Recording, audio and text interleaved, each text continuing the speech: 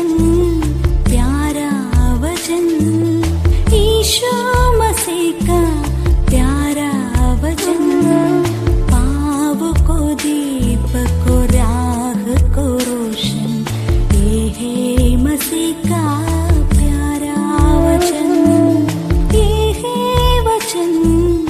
परमेश्वर के धन्य नाम की महिमा हो। प्रभात मनन के सत्र 1997 में आप सभी का बहुत ही विनम्रता के साथ स्वागत करता हूँ। आइए आज के मनन के लिए हम पढ़ते हैं इब्रानी अध्याय 10 पद 5 से 10 तक की आयत। इसी कारण वह जगत में आते समय कहता है, बलिदान और भेंट तूने ना चाही, पर मेरे लिए एक देह तैयार की। होम बलियों और पाप बलियों से तू प्रसन्न नहीं हुआ। तब मैंने कहा, देख मैं आ गया हूँ। पवित्र शास्त्र में मेरे विषय में लिखा हुआ है, ताकि है परमेश्वर तेरी इच्छा पूरी करो। ऊपर तो वह कहता है, ना तूने बलिदान और भेंट और होम बलियों और पाप बलियों को चाहा और ना उनसे प्रसन्न हुआ।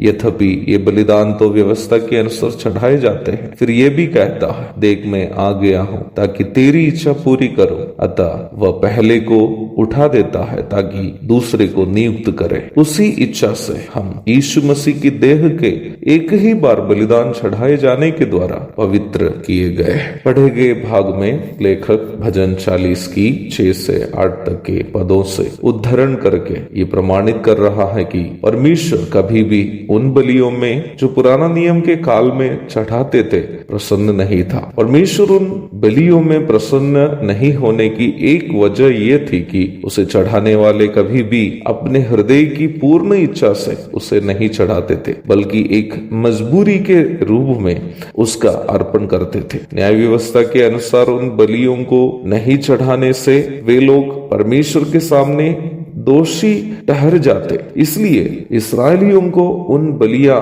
चढ़ाना अपने मन से करने वाले कार्य से बढ़कर एक मजबूरी थी। इसलिए ही व्यवस्था के अनुसार चढ़ाए जाने के बावजूद भी परमेश्वर उन बलियों से कभी भी संतुष्ट नहीं था। प्रभु यीशु मसीह अपने ही शरीर से चढ़ाए गया संपूर्ण पाप बलि की सबसे महत्वपूर्ण खासियत ये थी कि उन्होंने मजबूरी के कारण नहीं, बल्कि अपनी मर्जी से अपने शरीर को पाप बलि के रूप में अर्पण किया था। यहाँ अनिवार्य रूप में हमें समझने की एक बात है, किया गया कर्म से बढ़कर उसे किए हुए व्यक्ति की मानसिकता पर परमेश्वर ध्यान देता है। अर्थात परमेश्वर की आराधना अर्पण करने वाली वस्तुओं से नहीं, बल्कि अर्पण करने वाला व्यक्ति के मन से निकलनी है।